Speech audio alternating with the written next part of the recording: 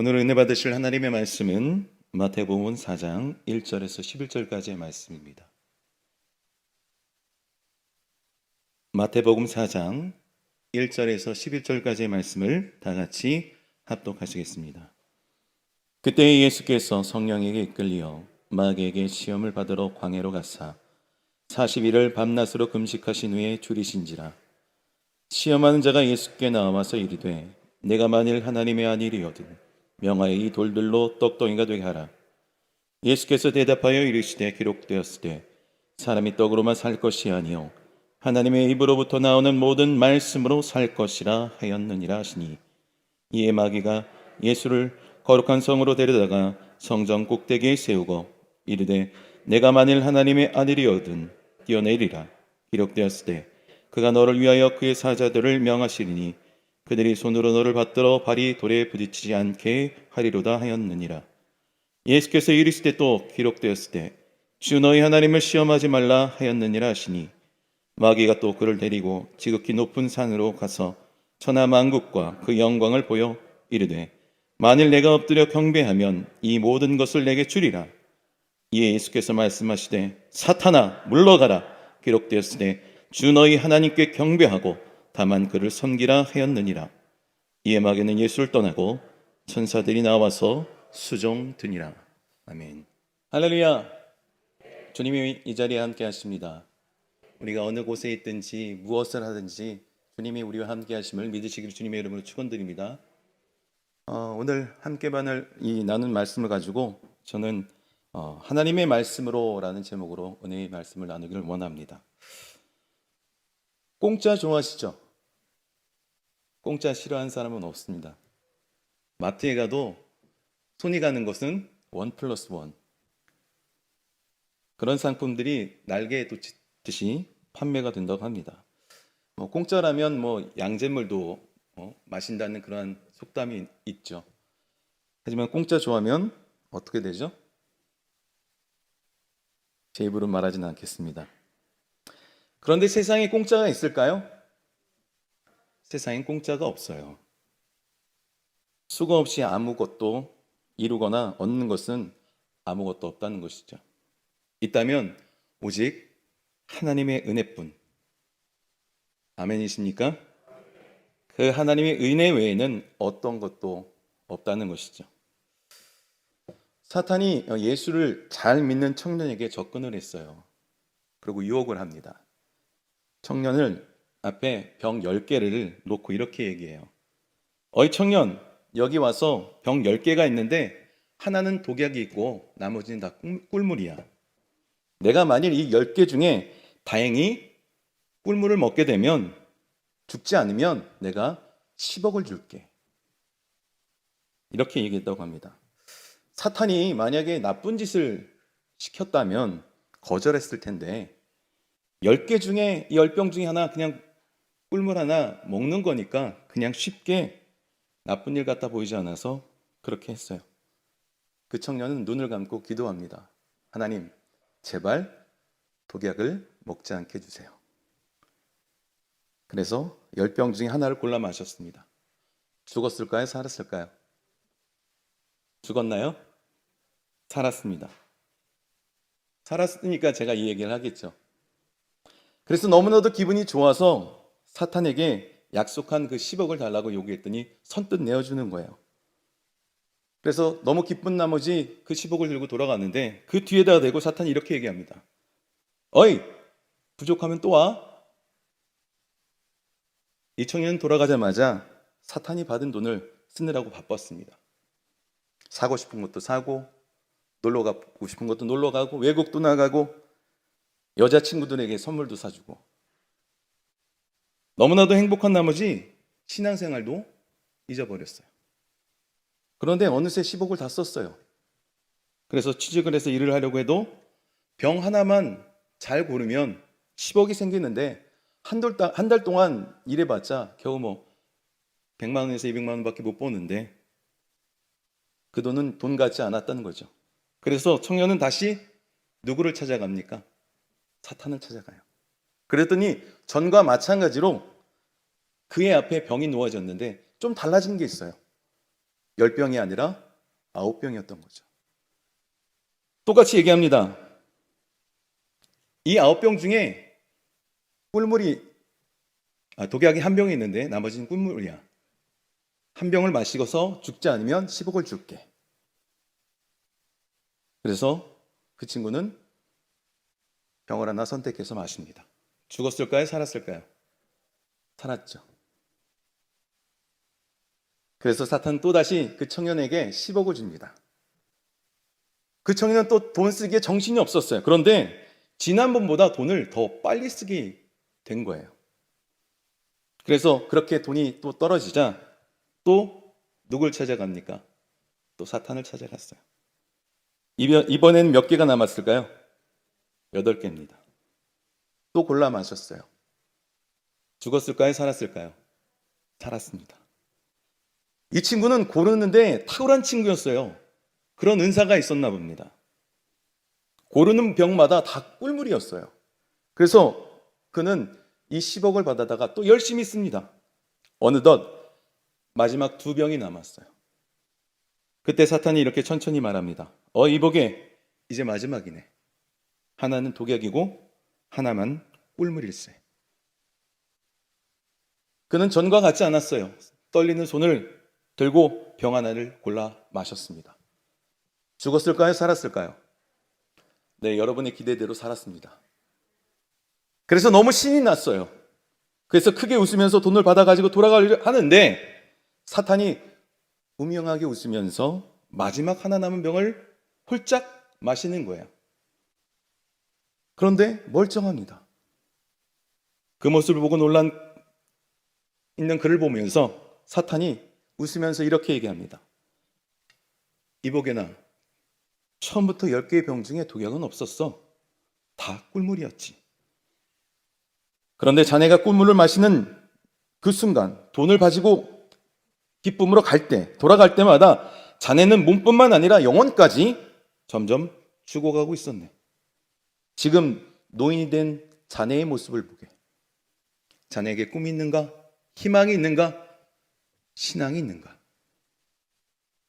그 모든 것을 자네가 그동안 마셨던 꿀물이, 아니 자네가 받다 들고 갔던 그 돈들이 다 앗아갔다네. 자네는 그동안 영혼까지 죽이는 진짜 무서운 독약을 마신 거라네. 사탄은 이렇게 영리하고 무서운 존재입니다. 취직을 했다고 해서, 대학을 갔다고 해서, 걱정거리가 없다고 해서 지금 당장 아쉬운 문제가 해결됐다 하더라도 자기 마음대로 하나님을 떠나고 예배를 떠나고 기도를 떠난 사람이 바로 이 청년과 같은 사람이라는 것이죠. 진짜 중요한 것을 잊어버리고 사는 사람들이라는 것입니다. 오늘 본문 3절을 보면 이렇게 말씀하고 있어요. 시험하는 자가 예수께 나와 이르되. 이 시험하는 자가 누굽니까? 마귀죠. 내가 만일 하나님의 아들이거든 명하여 이 돌들로 떡덩이가 되게 하라. 사탄은 우리를 공격할 때 정확히 알고 있어요. 우리의 상태를 너무나도 잘 알고 있다는 것이죠. 사탄은 우리가 지금 무엇이 필요한지를 너무나도 잘 알고 있어요. 우리가 무엇을 원하고 있는지 정확하게 알고 있다라는 것이죠. 무엇보다도 사탄은 지금 우리가 무엇에 가장 약한지 너무나도 잘 알고 있습니다. 그래서 그 부분을 공격하는 것입니다. 에덴 동산에서 사탄이 나타나서 이 아담과 하와를 유혹했을 때 에덴 동산에선 먹을 것이 걱정거리가 없었죠. 만일 아담과 하와에게 본문 3절처럼 아담아, 하와야, 이 돌들로 떡 만들어 먹으라 이렇게 했다면 아마 이 사탄은 한 대 쳐맞고 아마 도망갔을 거예요. 왜 그렇습니까? 널릴 것이 다 먹을 것인데 굳이 돌을 가지고 떡을 만들 필요가 없었다는 것이죠. 그런데 사탄은 이 아담과 하와가 하나님같이 되고 싶어 했다는 것을 알았다는 것이죠. 그래서 창세기 3절 5절에 보면 너희가 그것을 먹는 날에는 너희 눈이 밝아져 하나님과 같이 되어 선악을 알 줄 하나님이 아심이니라 라고 이렇게 유혹을 했던 것입니다. 바로 그 사탄이 오늘 본문에서 주님을 찾아오죠. 지금은 예수님은 어떤 상황입니까? 인간의 몸을 입으시고 예수님께서 40일 동안 광야에서 아무것도 드시지 못하는 금식 기도를 하셨기에 너무나도 배가 고프고 고통스러운 상태였어요. 그래서 사탄은 예수님께 무엇이 필요한지 잘 알고 있었어요. 그래서 예수님께 필요한 것을 가지고 와서 예수님을 시험하고 넘어뜨리려고 하고 있는 것이에요. 40일 동안 금식하신 예수님께서 가장 필요한 것이 무엇입니까? 바로 떡이죠. 먹을 것입니다. 그래서 사탄은 떡을 가지고 예수님을 시험했던 거예요. 우리가 여기서 기억해야 할 것은 사탄은 우리를 시험할 때 그냥 말로 시험하는 것이 결코 아니라는 것이죠. 그래서 먼저 돌을 보게 합니다. 여기서 돌은 지금 당장 이 비참한 우리의 현실의 모습, 열악한 상황, 당장 시급해야 할 그런 일들인 것이죠. 지금 우리 앞에는 많은 돌들이 있습니다. 경제적인 문제, 자녀의 문제, 취업의 문제, 가정의 문제, 건강의 문제, 지금과 같이 이 코로나 같은 이 열악한 상태에 있는 이 많은 돌들이 우리 삶 가운데 널려져 있다는 것이죠. 그래서 사탄은 제일 먼저 우리들에게 그 열악한 것들을 보여줍니다. 그리고 나서 떡덩이를 보여주죠. 그 떡은 어떻습니까? 먹음직도 하고 보암직도 하고 지혜롭게 할 만큼 탐스럽기도 한 떡덩이를 보여주는 것입니다. 그래서 창세기 3장 6절에 아담과 하와가 범죄하는 순서가 바로 이와 같다는 것이죠. 여자가 그 나무를 본즉 먹음직하고 보암직하고 지혜롭게 할 만큼 탐스럽기도 한 나무인지라 여자가 그 열매를 따먹고 자기와 함께 있는 남편에게 주매 그도 먹은지라. 먼저 보여줍니다.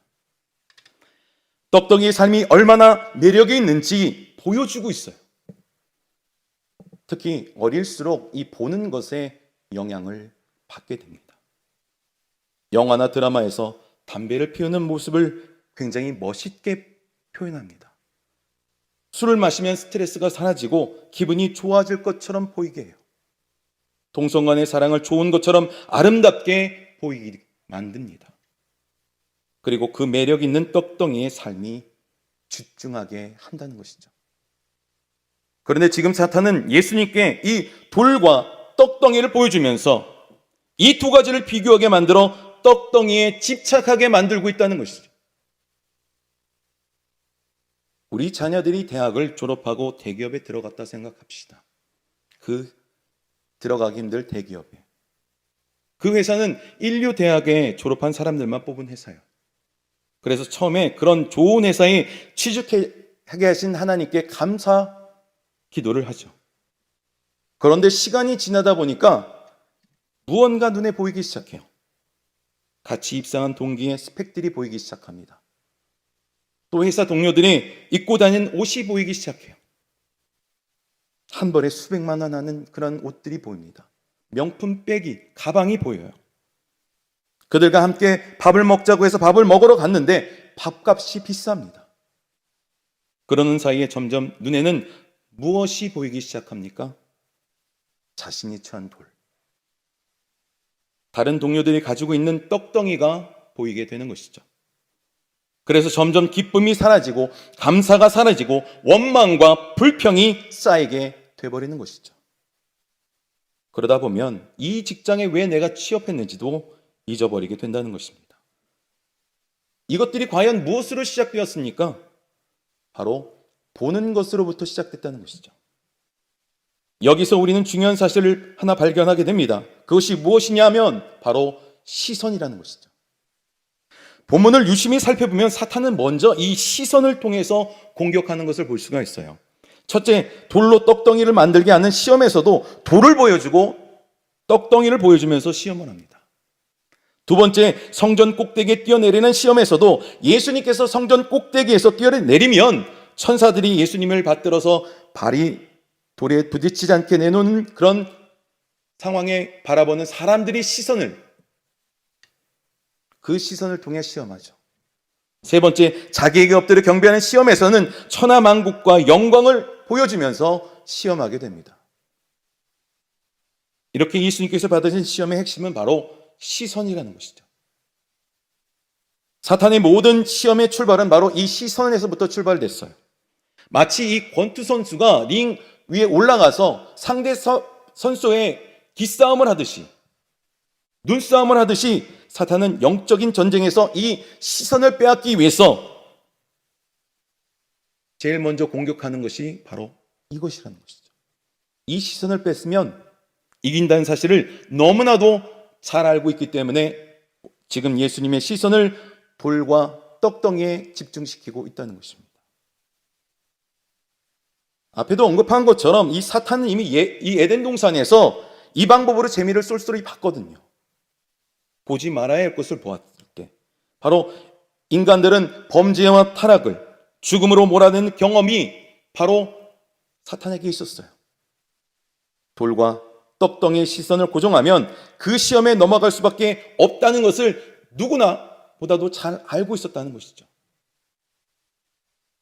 나보다 더 잘 살고 더 좋은 차를 타고 나보다 더 큰 집에 살고 명품 옷이나 명품 가방을 가진 사람들, 나보다 더 출세하고 나보다 더 큰 교회에서 목회하는 친구들, 이런 떡덩이에 자꾸 시선을 빼앗기다 보면 내 자신이 자꾸 돌로 보이게 된다는 거예요. 그러면 자연히 원망과 불평이 생길 수밖에 없다라는 것이죠. 그런데 이 사탄의 계략은 예수님께서 이미 알고 계셨다는 것입니다. 그래서 예수님께서는 본문 4절에 뭐라고 말씀하십니까? 사람이 떡으로만 살 것이 아니요 하나님의 입으로부터 나오는 모든 말씀으로 살 것이라. 이 말씀의 핵심은 다른 것이 아니에요. 사탄이 돌과 이 떡덩이의 시선을 고정시키려 할 때 예수님은 시선을 옮기셨다는 거예요. 돌과 떡덩이가 아닌 바로 하나님의 말씀으로. 하나님의 말씀으로 시선을 옮기셨다는 겁니다. 사탄의 시험들은 지금 우리에게도 이어지고 있어요.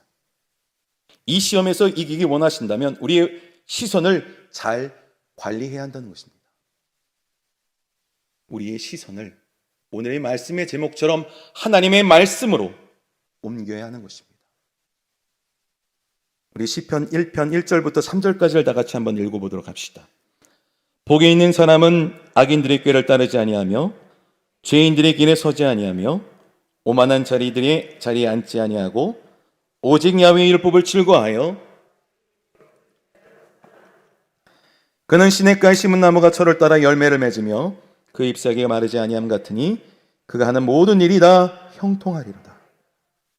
시편 119편 9절에도 이렇게 말씀해요. 청년이 무엇으로 그의 행실을 깨끗게 하리이까? 주의 말씀만 지킬 따름이니이다.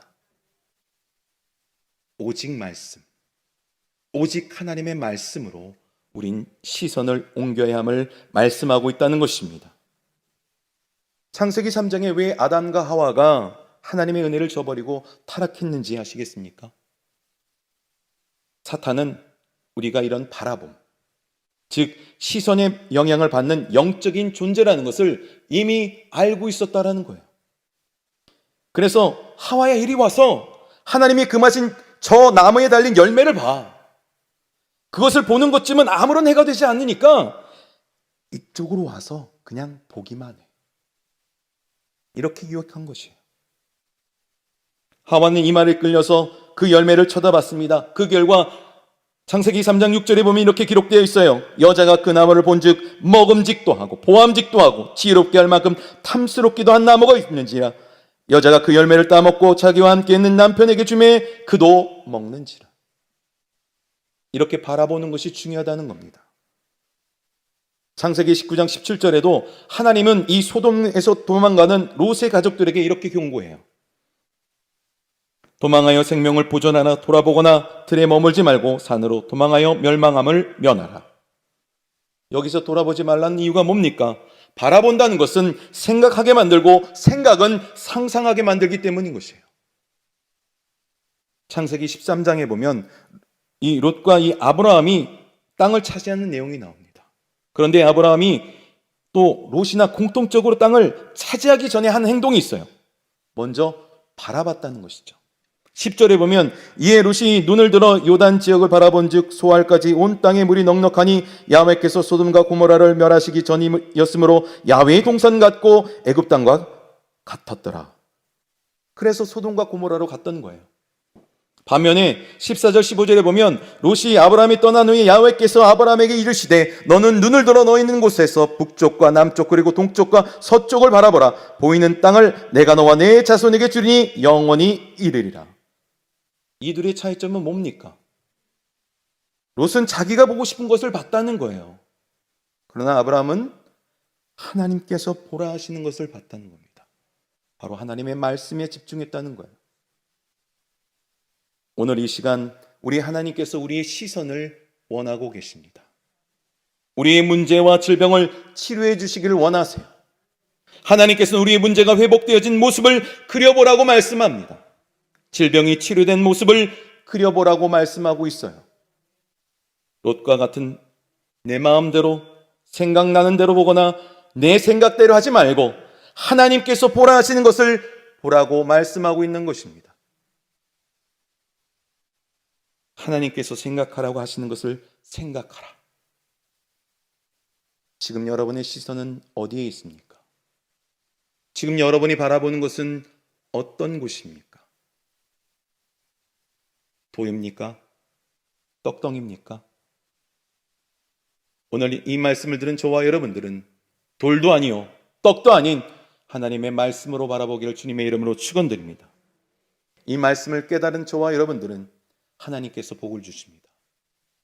어떤 결과가 올지라도 어떤 상황에 닥칠지라도 우리는 하나님의 말씀을 향하여 더욱더 나가기를 주님의 이름으로 축원드립니다.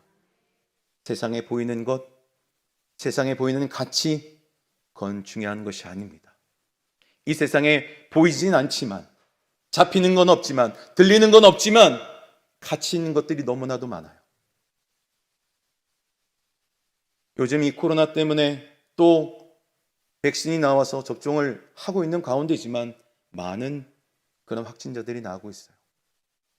우리 마음 가운데 두려움이 올 수도 있습니다. 보여지는 것들이 너무나도 많이 있어요. 하지만 보이지 않는 하나님, 그 능력의 하나님, 우리를 지키신 하나님, 우리를 인도하신 하나님, 저와 여러분을 지금까지 지키셨던 하나님, 그 하나님께 시선을 향하기를 주님의 이름으로 축원드립니다. 기도하겠습니다. 주님, 우리의 시선이 어디로 향하고 있습니까? 돌과 떡덩이를 바라보고지 말게 하여 주옵소서. 오직 하나님의 말씀으로 살게 하옵소서. 이 세상의 것에 보여지는 가치에 연연하는 것이 아니라 비록 보이진 않지만, 잡히진 않지만, 들리진 않지만 하나님의 살아계신 그 능력을 바라보고 주님의 말씀대로 순종하는 믿음의 성도들이 되게 하여 주옵소서. 오늘 말씀을 통해서 더욱더 주님을 의지하고 기억하고 지켜 믿음의 결단을 이루는 모습이 되게 하여 주옵소서. 연약합니다. 부족합니다. 할 수 없습니다. 하지만 주님이 함께 하신다면 능히 할 수 있습니다. 하나님의 말씀으로 시선을 고정하게 하여 주옵소서. 예수 그리스도의 이름으로 기도합니다.